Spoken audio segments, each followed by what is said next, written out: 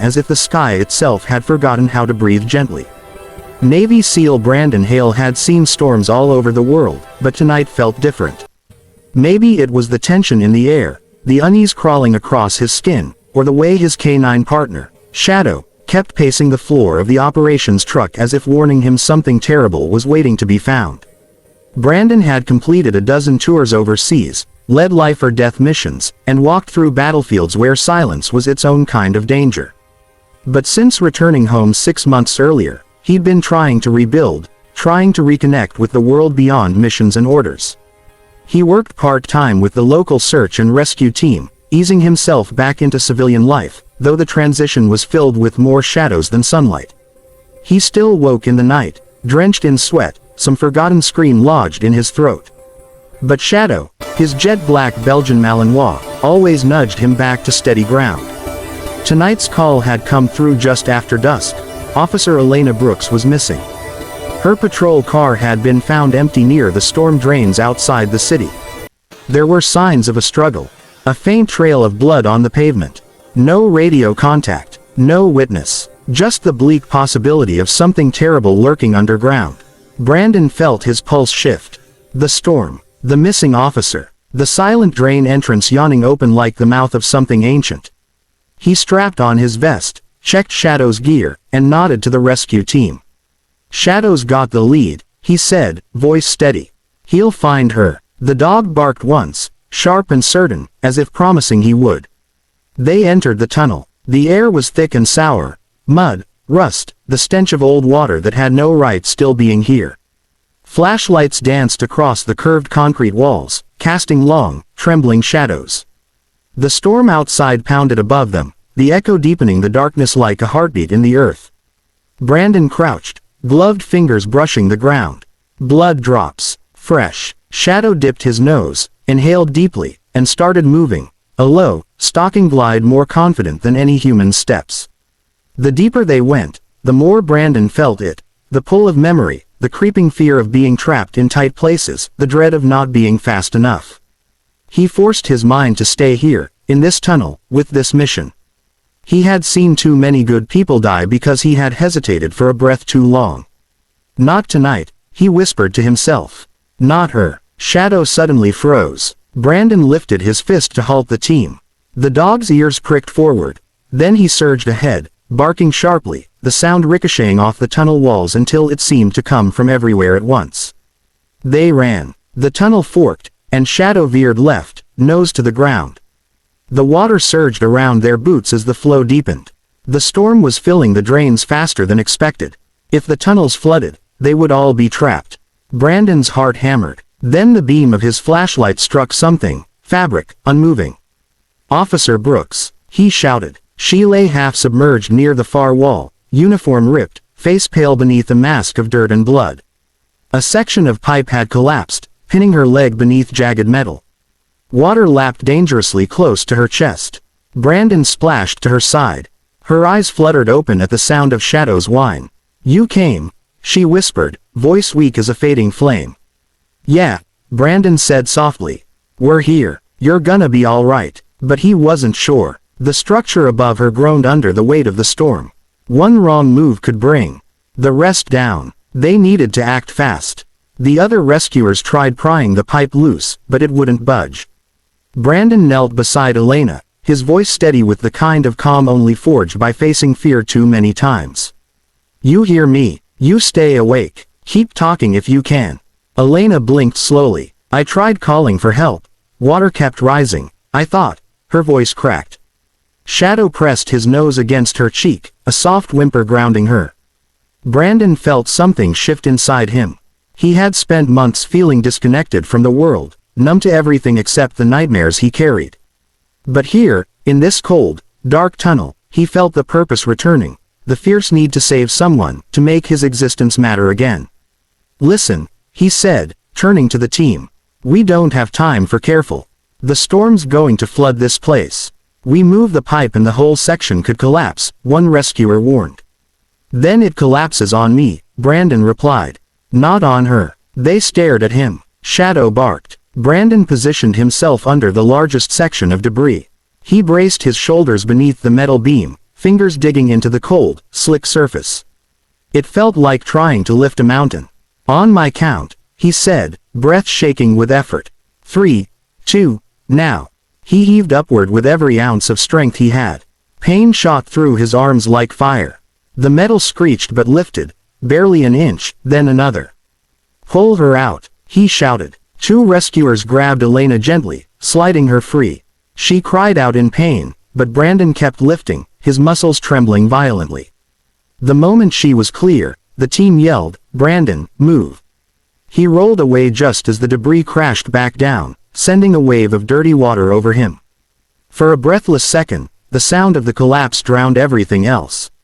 Then Shadow was at his side, licking his face, whining anxiously.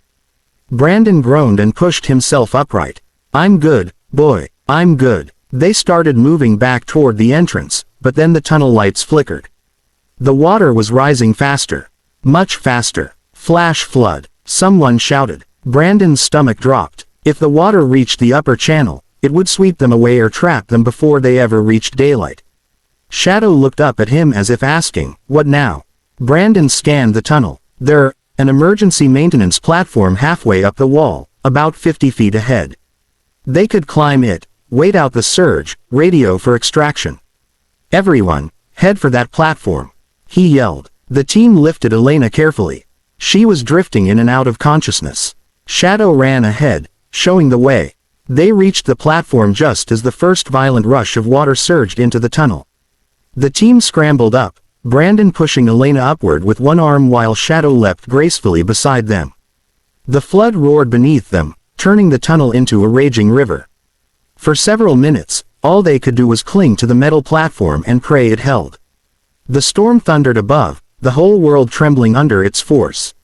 Elena's breathing was weak. Brandon stayed right beside her, shielding her from the cold spray. "You're gonna make it," he whispered. She opened her eyes a sliver. Why risk yourself like that?" Brandon swallowed, his throat tight. "Because someone has to. Because you matter." Her lips trembled. "Thank you." Shadow rested his head on Elena's stomach, as if offering the warmth the storm was stealing from her. Suddenly, something inside Brandon cracked, the shell he'd built around all the pain he hadn't dealt with. Here in this narrow, dark place, holding on to a stranger's life with more care than he gave his own, he realized how much he needed connection. How much he needed to believe he could still do good. He needed this rescue as much as she did. When the storm finally eased and backup crews reached them, Elena was lifted to safety first. Brandon and Shadow climbed down last. The moment Brandon's boots hit solid ground, the world felt inexplicably brighter, as if surviving the storm had washed something clean inside him. In the ambulance bay, Elena squeezed his hand before the medics wheeled her away. "You didn't just save my life," she whispered. "You reminded me there are still people willing to risk everything for someone they don't even know." Brandon's chest tightened. "You reminded me I still have something worth giving." Shadow nudged his leg, tail wagging. Days passed. Elena recovered, and something unexpected happened. She asked to meet Brandon again, this time not as a victim and rescuer, but as two people who had been changed by a single night. They talked for hours. About fear. About survival. About the strange, unspoken bond formed between people who share a moment that could have ended in tragedy. Brandon told her about the guilt he carried, the missions he couldn't forget. Elena told him about the loneliness of her job, the feeling that her work, her sacrifice, went unnoticed. That night in the tunnel had shown them both a different truth. The smallest act of courage can restore someone's faith in the world. Months later, Brandon returned to full-time rescue operations. Elena joined volunteer training sessions to support the team that had saved her. And Shadow, forever the quiet hero, became somewhat of a local legend. The town began hosting community events honoring first responders, reminding everyone that heroes weren't only found in uniforms, they were found in anyone willing to step forward when someone else needed a hand. Brandon, once convinced he had nothing left to offer, discovered a new mission, helping others find hope where they thought there was none. He spoke at schools, at community centers, even at veteran support groups. His story, their story, became a bridge for people who felt lost in their own darkness. And it all began in a place no one expects miracles, in a flooded, crumbling tunnel beneath the storm-shattered night. Brandon would often look at Shadow and think back to that moment when everything changed. Not because the world had suddenly become easier. Not because the storms stopped coming. But because that night reminded him of something simple, powerful, and universally human. Saving someone else can sometimes be the thing that saves you. In the end, the rescue wasn't just about pulling a trapped officer from a rising flood. It was about rediscovering the kind of compassion that transforms people. The kind of bravery that isn't loud or cinematic, but steady and selfless. The kind that grows when someone makes a choice, to act, to care, to risk, to hope. It's the kind of courage anyone can carry. It's the kind that changes lives. Here is the next part 2 of the story, emotional, inspiring, and in the same tone. If you want it longer or want a full 3,000-word continuation, just tell me. 3 months after the rescue, the storm drains had long dried, but the memory of that night still lived sharp and bright in Brandon's mind. Not as a haunting echo of danger, but as a turning point, one that shifted the weight inside him in ways he hadn't expected. Every time he passed the entrance to the tunnel, Shadow would pause, tail swaying slowly, as if remembering too. Brandon would crouch beside him and whisper, "We made it out, buddy. And we're different now." Shadow would nudge his shoulder, reminding him he was never alone. The small coastal town now knew Brandon and Shadow not as the quiet veteran and his dog, but as the pair who had saved Officer Elena Brooks in a moment when hope had seemed impossible. People approached Brandon more now, thanking him, shaking his hand, but what surprised him most was how many came just to talk. Mothers whose sons were serving overseas. Veterans who hadn't stepped out of their homes in months. Teenagers worried about the world they were stepping into. Brandon realized that telling his story didn't reopen old wounds, it helped others heal theirs. But the person who visited him most often was Elena. At first, it had been under the pretense of follow-up questions and official debriefs. Then it became coffee meetings. Then long evening walks by the pier, where the waves breathed calmly against the wooden posts and the sun dipped slowly into the water. One evening, Elena stepped onto the pier with a slight limp, her legs still healing, but her smile was steady. "You know," she said, leaning against the railing, "I used to be so ashamed of that night. I kept thinking I should have fought harder, that getting trapped made me weak." Brandon stood beside her, elbows resting on the wood. Survival isn't weakness. Asking for help isn't weakness. Being scared isn't weakness. He paused. "You kept fighting. That's what matters." She glanced at him, eyes softening. "You changed how I see courage." Brandon's chest tightened, warmth spreading through him in a way he hadn't felt in years. "You changed me too," he admitted, voice lower than he intended. "Saving you, it reminded me that I still have purpose. That I'm still needed." Shadow pressed between them then, nudging both their hands with his nose, as if insisting they stop being serious and pet him. They both laughed. Something so simple, so easy, so human. But fate wasn't done with them. About a month later, during a quiet morning shift at the rescue station, an emergency call crackled through the radio.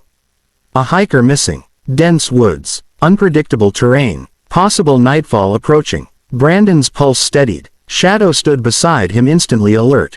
The team loaded up, and as they prepared to head out, Elena arrived, jogging despite her limp, breathless from urgency. "You're going into the forest, right?" she asked. "I want to come." Brandon hesitated. "You're still recovering, and I'm still an officer," she replied. "Besides, I don't want to sit behind a desk when someone out there needs us." Shadow barked in agreement, as if casting the deciding vote. Brandon sighed. "All right, but stay close. The woods out there, they're not forgiving." She flashed him a determined grin. "Neither am I." They reached the trailhead within the hour. The forest loomed ahead, tall and whispering, branches shifting like restless fingers. The missing hiker, a teenage boy named Caleb, had last been seen heading toward the ridge but hadn't returned before dark. As they moved deeper, the trees thickened, swallowing sunlight. Brandon watched Elena carefully. Her jaw was set, her eyes sharp. She was still healing, but her spirit stood unbroken. Shadow sniffed the ground, ears twitching. Then he stopped. Nose lifted, body tense. "He's got something," Brandon whispered. "Let's follow." They weaved through tangled underbrush until they reached a steep slope. A torn fabric scrap clung to a low branch. A backpack lay half buried in leaves. Then, faint and trembling, a voice echoed from below. "Help, please." Elena froze. Brandon felt the memory of the flooded tunnel wash over them both. Shadow barked sharply and bounded down the slope.